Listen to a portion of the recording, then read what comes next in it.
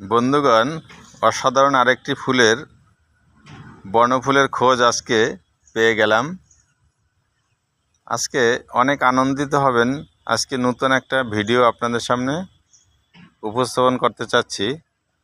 ভিডিওটা হলো, আমরা যাদেরকে খারাপ জানি তাদেরকে যদি আমরা দেখি তাহলে শরীরে কিন্তু অনেক রাগ জমে, যে শালা মরে না কেন, এই শালার হাত পা ভাঙে না কেন, এই শালা দেশ থেকে বিদেশ চলে যায় না কেন।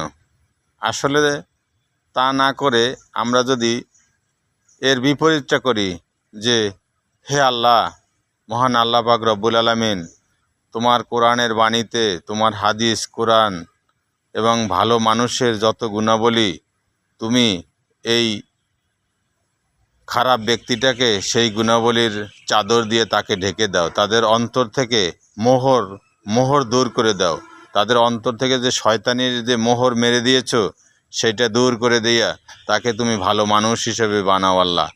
এইভাবে যদি দোয়া করেন, আল্লাহ হয়তো হেদায়েত দিতেও পারে। এতে আপনিও পাপের ভাগীদার হবেন না, এবং আর আল্লাহ পাক যদি ওনাকে হেদায়েত দেয়, তার সওয়াবও ইনশাল্লাহ আপনি পাবেন। ধন্যবাদ সকলকে। আসসালামু আলাইকুম।